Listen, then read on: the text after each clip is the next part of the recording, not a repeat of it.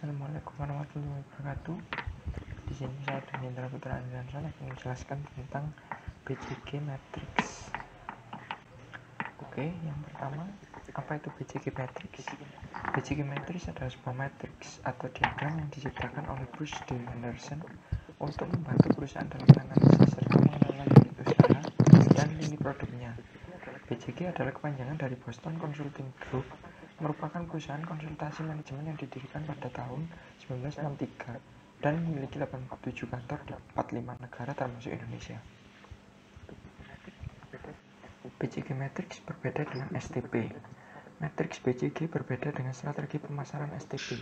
Jika STP secara khusus diterapkan pada pemasaran dengan melalui 3 tahapan proses, segmenting, targeting, dan positioning, maka matriks BCG melihat dari market share atau penjualan dibandingkan dengan pertumbuhan produk itu sendiri untuk mempelajari strategi pemasaran STP.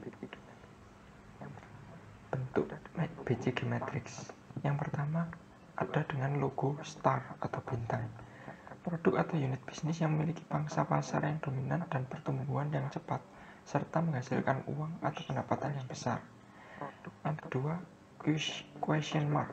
Produk atau bisnis unit yang memiliki prospek pertumbuhan yang tinggi, tetapi pangsa pasarnya masih sangat rendah. Tetapkan dengan logo tanda tanya.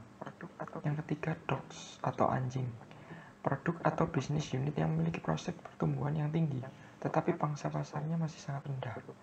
Yang keempat, cash cow dengan berlogo sapi dengan uang atau dolar. Produk atau unit bisnis yang merupakan pemimpin pasar, menghasilkan uang atau pendapatan yang lebih banyak dibandingkan dengan biaya yang dikeluarkan oleh perusahaannya. 4 masa siklus hidup produk. Pertama, introduce. Tahapan pertama dalam siklus hidup produk di mana produsen memperkenalkan produk barunya kepada pasar atau masyarakat umum. 2. Perkembangan. Tahap di mana produk yang diperkenalkan tersebut sudah dikenal dan diterima oleh konsumen. Ketiga, kedewasaan. Peningkatan omset penjualan yang mulai melambat, bersaing dengan ketat dan berjuang dalam merebut pangsa pasar dengan pesaing-pesaingnya. 4. Penurunan.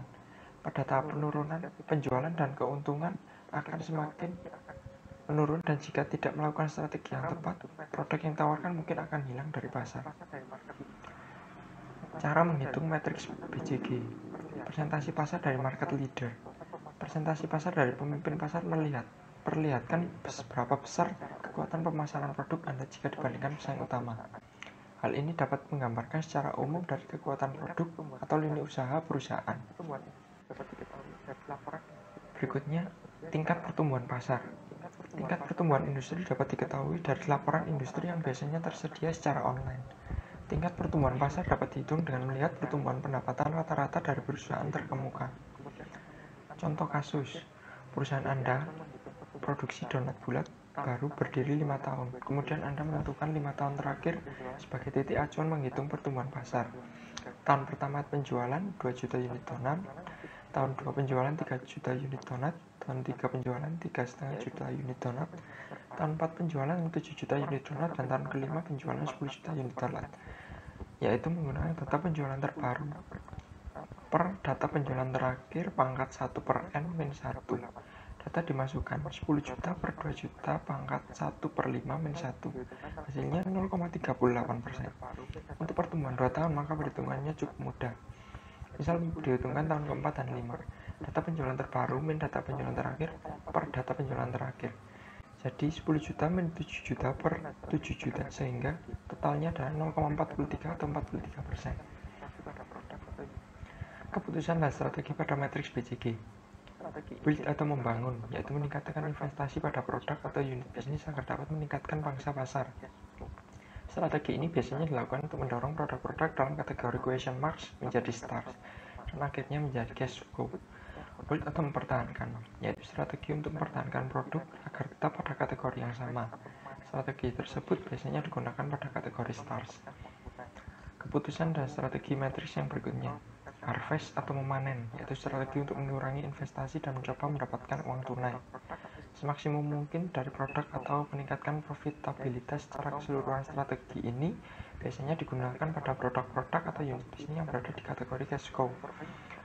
Dives atau melakukan divestasi, yaitu strategi yang melakukan penutupan usaha atau likuiditas terhadap unit bisnis atau produk yang mengalami kerugian atau produk yang memiliki pangsa rendah. Strategi divestasi ini biasanya dilakukan pada produk atau unit bisnis yang berada di kategori DOX. Berikut adalah contoh tabel kejutan